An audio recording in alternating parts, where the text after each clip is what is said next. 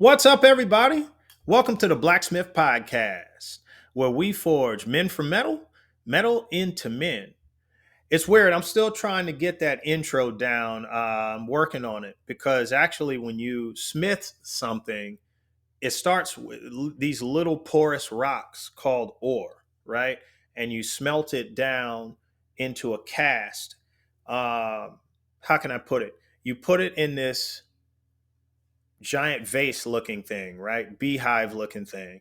And you heat it up and it liquefies and it burns off all the impurities. And then you have it pour out into a cast. The cast could be in the shape of a sword.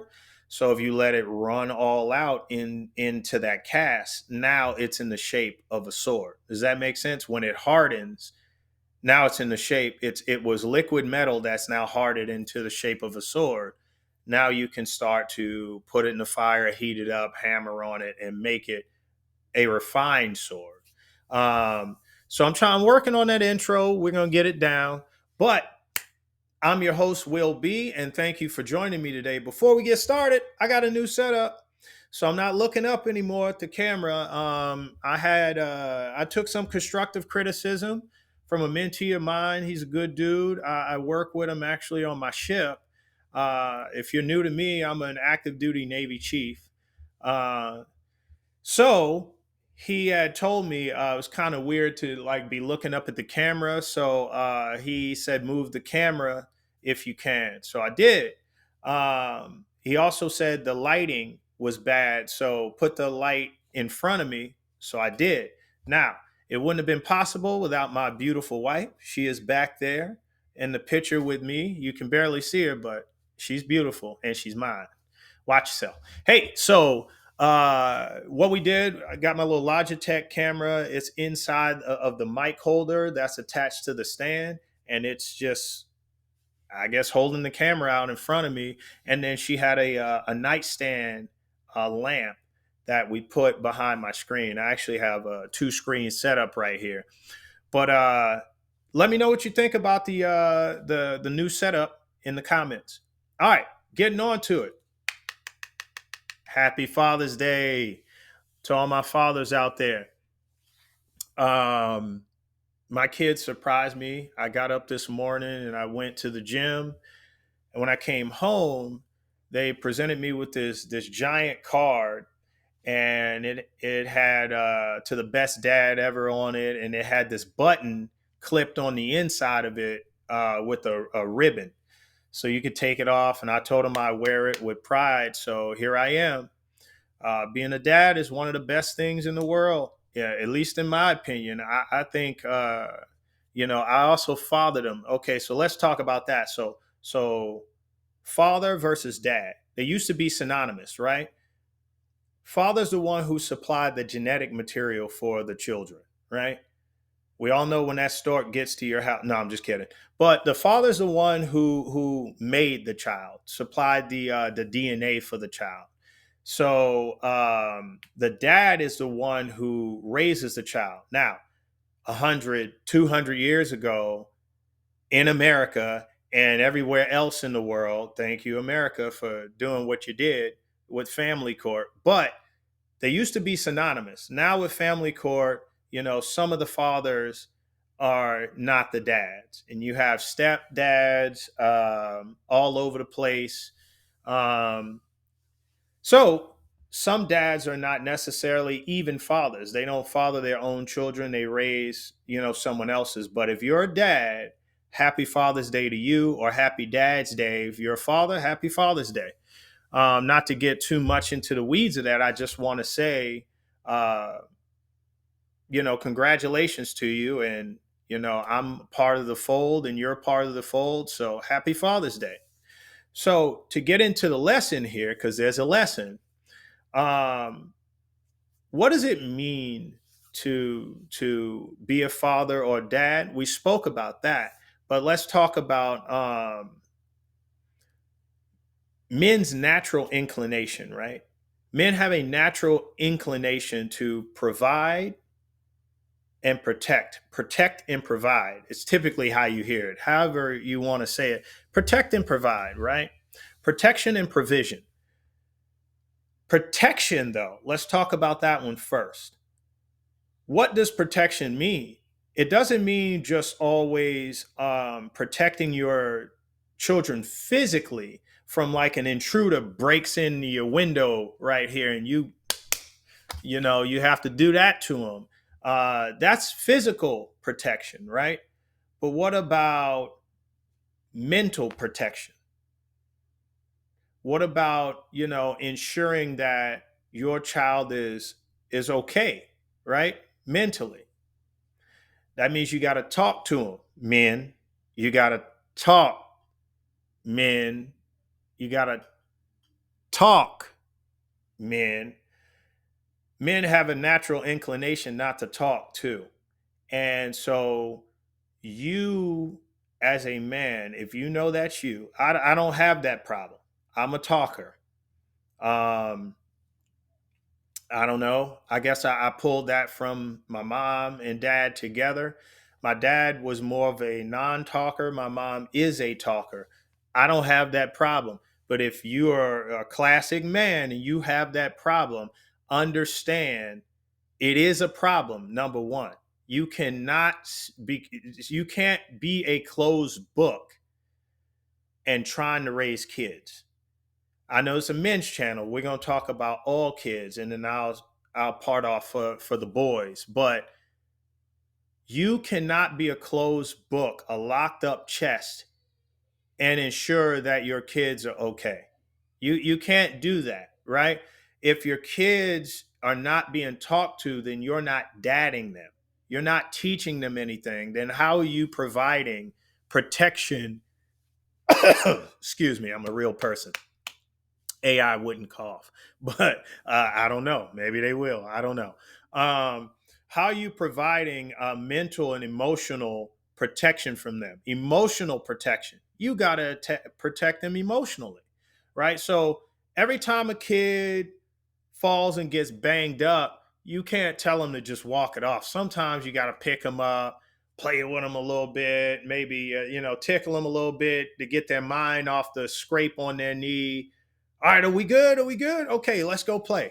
You know, all of that stuff is protection, right? It's supporting them. Children need to know that they're supported.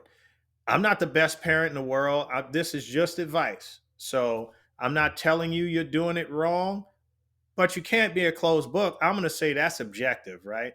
You can't do that with your wife and keep a healthy relationship. You can't do that with anybody you know and keep a healthy relationship. If you don't talk, if there's no communication, you're not relating to them. Um, anyway, spiritual protection. Let's talk about that. So I'm a Christian, so we go to church here. So it's Sunday right now, and my kids know Sunday church day. That's where we're going. We're going to get in some nice clothes. We're going to fix our hair, brush our teeth. We would do that anyway, right? But we're going to get some breakfast. We're going to jump in the car. We're going to go to church. We're going to learn what we got to learn. Um, and then we're going to come home. Now, you got the rest of the day to play, to go outside, video games, draw, color, spend time with family, but we are going to show God gratitude and reverence, right? We're going to do that because we're Christians here. Now, you may be Catholic, you may be whatever you are, but that spiritual protection is also, I should say, spiritual leadership because men, you're supposed to be the spiritual leaders of your home. So you are supposed to lead them down that spiritual path. So again, I'm Christian. So my job is to lead them to church, lead them to God. Now as they get older, they become an adult, they grow, they have a mind of their own. They're going to go down whatever path they want to go down. But I have to make sure I do my job as their dad and lead them in the direction they should go. Right. Um, and that, since we're still on the topic of protection, That sometimes means, let me give you a good example here. Um, Shows that they watch. If you just put them in front of a TV, if you just give them a tablet or a cell phone with no restrictions on it, you're not protecting them. That is the same as giving them a loaded gun and saying, go play. It's not funny, but it's ridiculous. You would not give them a loaded 6-shot revolver and tell them have fun. That's what you're doing when you give them a phone, when you give them a tablet, when you give them TV, and you just say, have fun. And there's no monitoring of it. You don't know what they're watching. You're not screening it first. There's, okay, the tablet, the phone, internet. They could be watching anything. There's a lot of stuff out there. If you don't have any uh, parental restrictions on that thing, they could get into anything. All right. They can get into the nastiest of contents. Lord knows. Okay, let's say you watch anime. I watch anime. I'm a buff nerd. I wasn't always a big dude, but I always like anime, right? So when you go to a lot of anime sites, they have these little pop-ups, and they got nothing to do with the anime. You click them, they could take you down a crazy path. They could provide a virus to their device. So you need to make sure you are protecting them from ads, pop-ups, viruses, stuff of that nature. I remember a couple years ago there was some child show that kids were watching, and they said there was this report of a clown all of a sudden would jump up, and into the video they cut to some clown, and it would be telling kids to off themselves. You should have screened that content, Dad. You are the protector. And it may not be fair. It may not be, it may take you missing sleep. It may take you some intrusive leadership, so to speak, right? But you're the dad. That's your job. You have to do that. The kid, if they're 2 years old, they're not looking at you as being intrusive. You need to have a hands-on approach. You can start letting go as they get older and they start displaying that they understand where your direction for the household is and what's in line with your household. Does that make sense? Um, Anyway, so now let's move to provision. When we say provision, provide, what are we talking about? We're talking about essentials. So we're talking about food, drink, clothes, shelter, right? Um, Transportation. That's typically what anyone's talking about when they talk about provision. But it goes deeper than that. You need to provide a safe environment for your children. That goes back to protection, right? So these two work hand in hand. You're providing a safe environment for your children. And that doesn't just mean, again, if somebody's breaking in. What's the kitchen look like? Do you have knives at the edge of the counters and you got a little toddler walking around pulling stuff down? That's not safe, Dad. Let's not do that. Bad things can happen. um, do you have child locks on the doors? Like sometimes they have those little white plastic uh, slip overs for the doorknobs that they're kid proof because you have to press into the right spot on it in order to get a grip on the door handle and turn it. Otherwise, it just turns freely, right? Do you have that kind of stuff to like a dangerous room? Do you have batteries plugged into your um, battery packs plugged into your drills and saws and stuff like that? A safe environment. You got to think because I have a garage too. I have power tools and my drills. The batteries are out of them.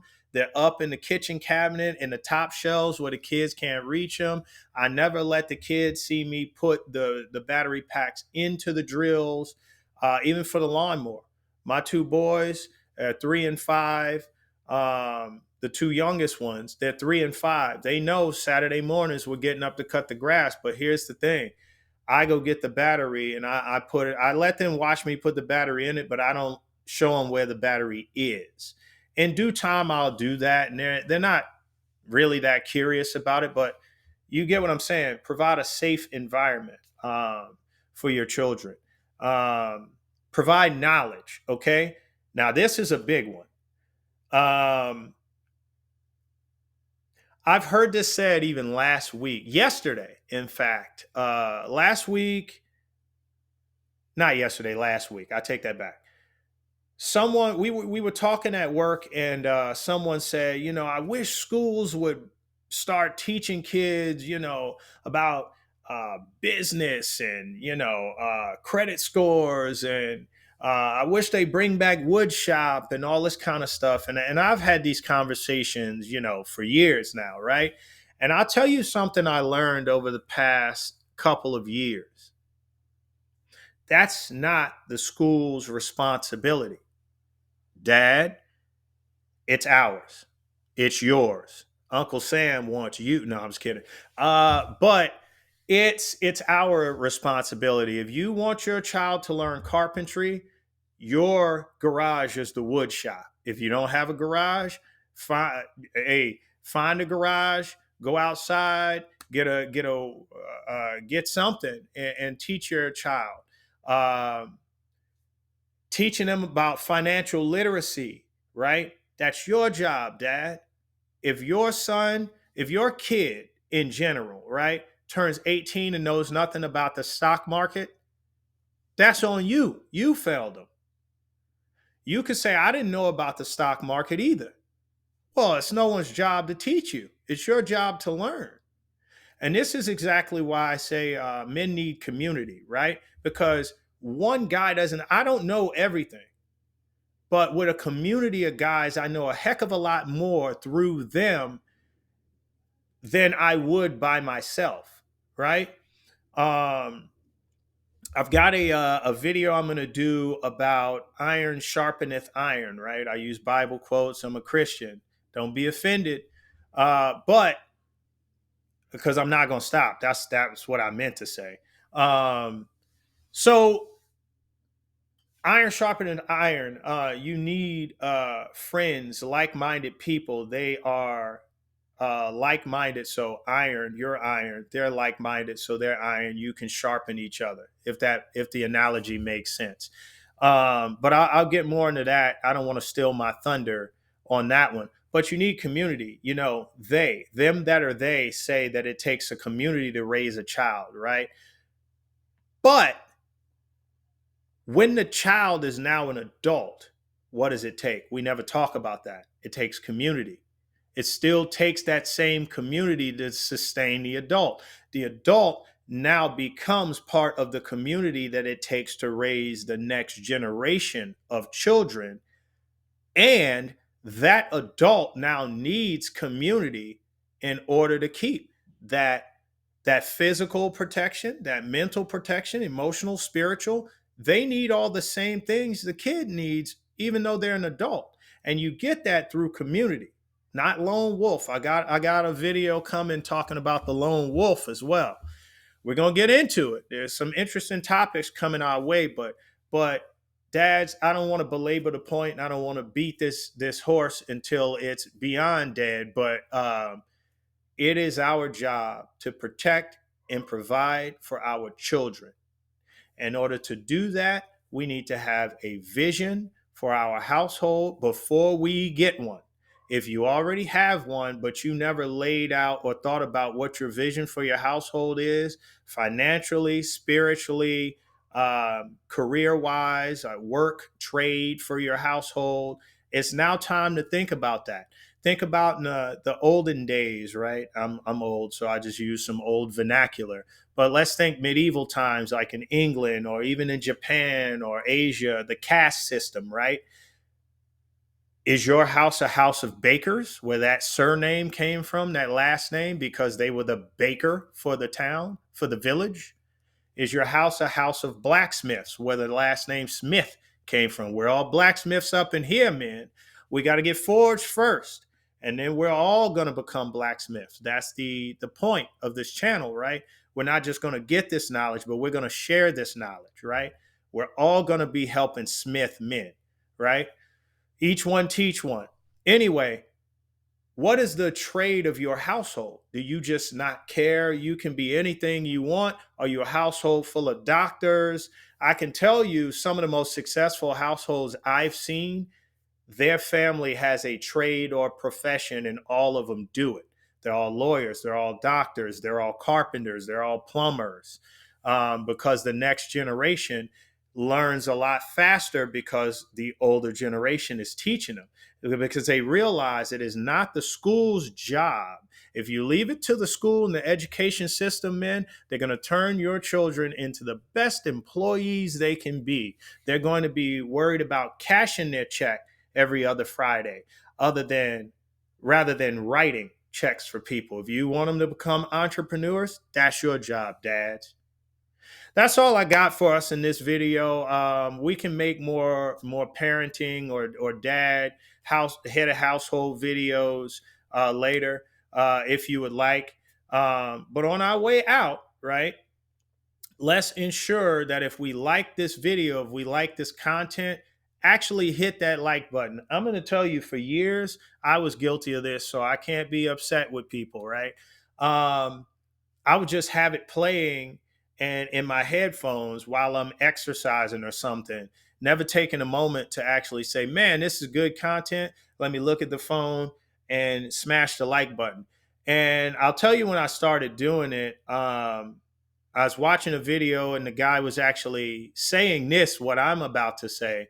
Take a moment, look at the phone, just hit the like button, especially if you've been watching them for a while and you know all of their content, you're rocking with it, right? You like it.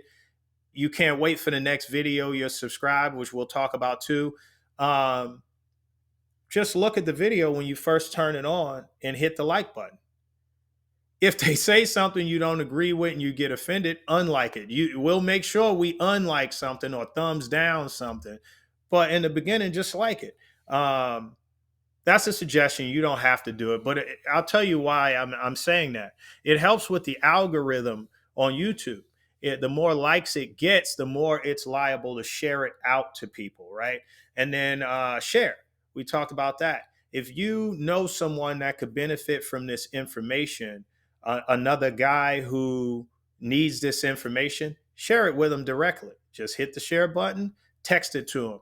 Hey, bro, watch this. This is good content or whatever.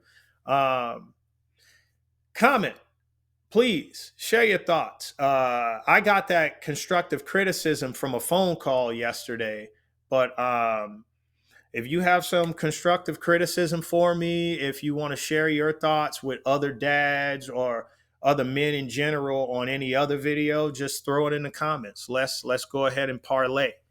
And then subscribe. Please hit the subscribe button and help this channel grow. It's only going to grow with more participation. And if you want to know when the next video is going to drop, subscribe and then hit the bell, and it'll tell you whenever I post another one. I am trying my darndest to keep on a weekly schedule, posting a video. I'm active duty. My ship was underway for a couple weeks, so I had some videos post automatically. I had them queued up to do that. I'm learning this social media thing. But anyway, folks, that's all I got for you in this one. I will see you guys next time. Again, happy Fathers, happy Dad's Day. All right. Have a good one.